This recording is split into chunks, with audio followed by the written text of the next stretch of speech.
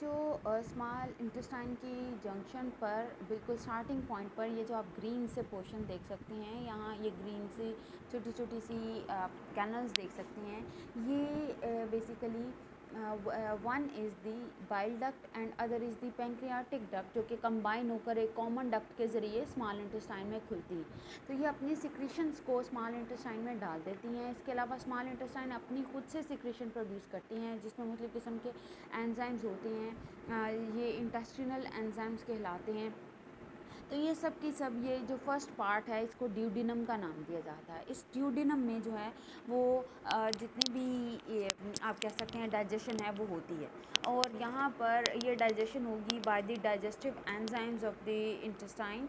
Pancreas और bile juice जो है वो यहाँ पर डाला जाएगा, जिससे फूड में मौजूद प्रोटीन, कार्बोहाइड्रेट्स और जो लिपिड्स हैं वो कम्प्लीटली ब्रेक डाउन हो जाएंगे। और यहाँ से कंप्लीट ब्रेक डाउन के बाद जो फूड है वो सेकंड पार्ट ऑफ इंटेस्टाइन में चला जाएगा, जिसे जो ज्यूजिनम का नाम दिया जाएगा।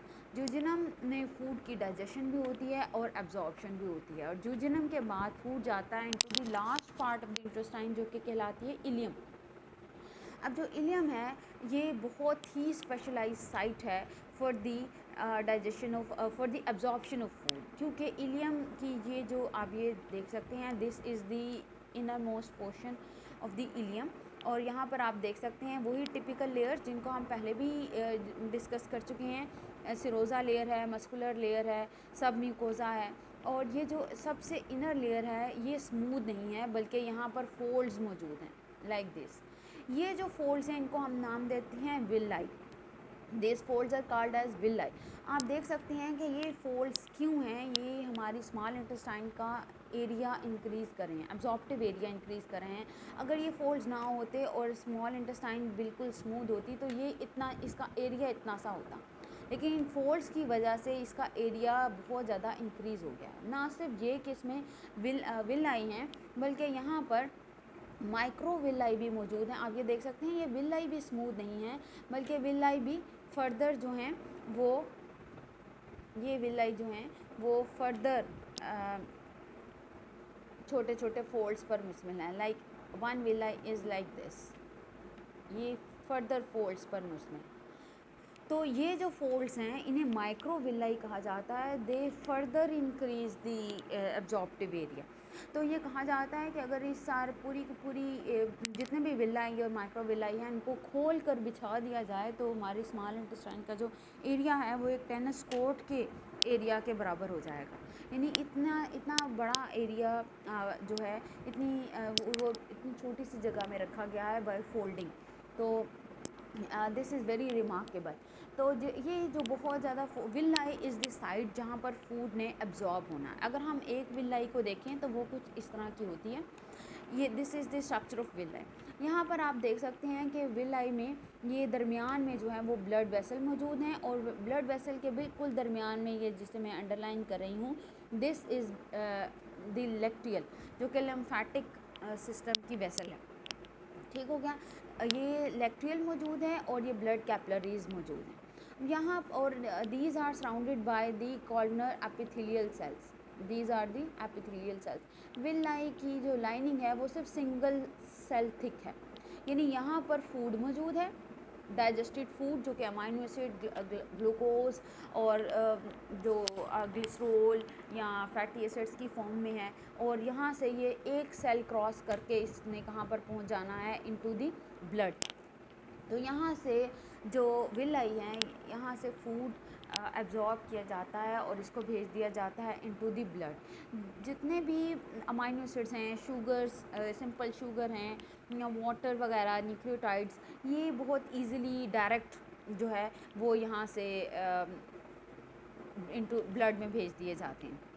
लेकिन जो फ़ैट्स हैं, फ़ैट्स को डायरेक्ट नहीं भेजा जाता, बल्कि क्योंकि वो हमारे जो ब्लड है उसकी कंसिस्टेंसी उसको थिक कर सकते हैं, उसकी कंसिस्टेंसी ज़्यादा कर सकते हैं। इसलिए क्या होता है कि फ़ैटी एसिड जो हैं वो कंबाइन होते हैं ग्लिसरॉल से और बनाते हैं ट्राई एसाइल ग्लिसरॉल या ट्राइग्लिसराइड्स। ये ट्राइग्लिसराइड्स जो हैं वो मुख्तलिफ प्रोटीन कोट उन्हें करती हैं और ये बन जाते हैं काइलोमाइक्रॉन्स। ये काइलोमाइक्रॉन्स जो हैं वो अब एब्जॉर्ब किए जाते हैं बाय दिस लेक्टियल। वो ब्लड में नहीं जाते बल्कि ये जो दरमियान में लेक्टियल मौजूद है, जो लिम्फेटिक सिस्टम का पार्ट है, यहाँ पर चले जाते हैं। और ये लिम्फेटिक सिस्टम से ये जो लेक्टियल्स हैं ये लिम्फ वेसल और लिम्फेटिक सिस्टम में एंटर हो जाती हैं और फर्दर ये लिम्फेटिक सिस्टम ओपन हो जाता है इनटू द ब्लड। तो बेसिकली जाते ये भी ब्लड में ही हैं, लेकिन इनका रूट अलग होता है, यानी ये कैपिलरीज के ज़रिए नहीं जाते बल्कि लेक्टियल्स और लिम्फेटिक सिस्टम के ज़रिए जो काइलोमाइक्रॉन्स हैं ये जाते हैं इनटू द ब्लड वेसल्स। तो हमने देखा कि मतलब ये जो स्मॉल इंटेस्टाइन का इलियम का पोर्शन है, this is very very important for the food absorption. तो यहाँ पर फूड में मौजूद जो सिंपल कंपोनेंट्स हैं, जैसे कि प्रोटीन में जब ब्रेक डाउन हुई है इनटू अमाइनो एसिड, या carbohydrate into the simple sugar, या वाटर है, या सिंपल फैट्स जो हैं वो तो डायरेक्ट चले जाएंगे इनटू दी ब्लड और थ्रू विलाई। तो ये सम टाइम डिफ्यूजन के ज़रिए चले जाते हैं, सम टाइम एक्टिव ट्रांसपोर्ट के ज़रिए जाते हैं, यानी एटीपी लगाकर, एनर्जी लगाकर इनको ब्लड में भेजा जाता है। तो इस तरह से ये ब्लड में चले जाते हैं। वाटर ऑस्मोसिस के ज़रिए चला जाता है ब्लड में। तो इस तरह से ये सब कंपोनेंट्स डायरेक्टली जो यहाँ कैपिलरीज़ हैं विलाई के अंदर यहाँ भेज दिए जाते हैं। लेकिन जो फैट्स हैं उनका हमने पढ़ा कि they take the form of chylomicrons, और वो किस तरह से कि फैटी एसिड्स ग्लिसरॉल से कंबाइन करते हैं, ट्राइग्लिसराइड्स बनते हैं, और ये ट्राइग्लिसराइड जो हैं ये प्रोटीन कोटेड जब हो जाते हैं तो ये काइलोमाइक्रॉन्स कहलाते हैं। और ये काइलोमाइक्रॉन्स जो हैं ये लेक्टियल में जाते हैं, फिर लिम्फेटिक्स, और फिर फाइनली ये ब्लड में चले जाते हैं। तो हमने देखा that small intestine is very very important site for the food digestion and the food absorption. तो बेसिक साइट, जो क्रूशल साइट है जहाँ पर फूड डाइजेस्ट और एब्जॉर्ब हो रहा है, वो स्मॉल इंटेस्टाइन ही है।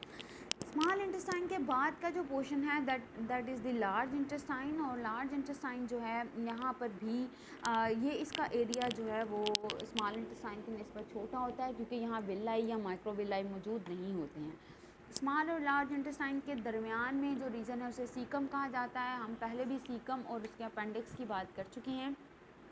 हमने ये भी बात कही है कि सीकम में माइक्रो ऑर्गेनिजम्स मौजूद होते हैं, but human caecum don't have microorganism that will produce cellulase because we are unable to digest the cellulose enzyme. तो हम ये जो अपेंडिक्स है this is for the sake of human.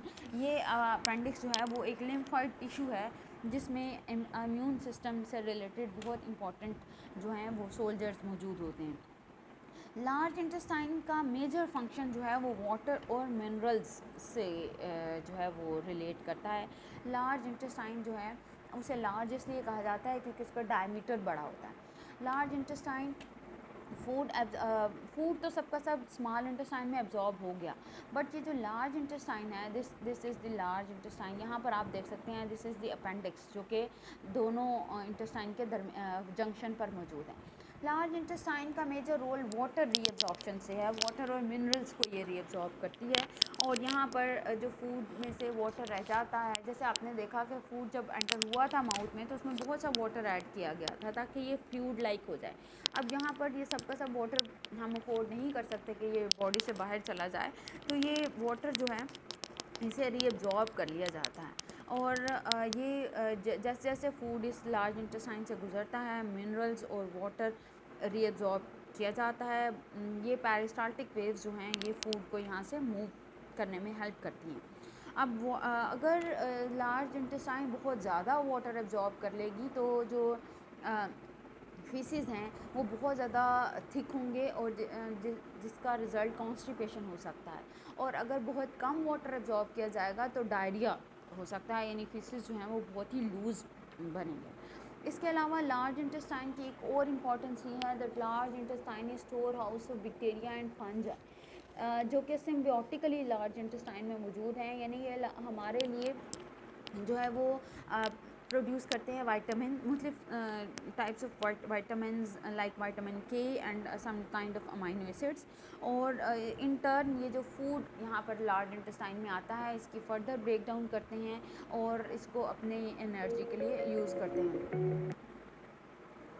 तो इस तरह से जो है ये फूड यहाँ पर फाइनली एनएस में आता है और एनएस से फिर बॉडी से बाहर चला जाता है। So this is the role of large intestine. Body में जितने भी पार्ट्स हम पढ़ रहे हैं, जैसे स्मॉल इंटेस्टाइन है या लार्ज इंटेस्टाइन है या स्टमक है, इन सब के इंडिपेंडेंट रोल आप लोगों को आने चाहिए। इट्स बेटर कि आप इनको हाईलाइट कर लें, इन रोल्स को, या नंबरिंग में लिख लें, ताकि आपको ये याद रहें।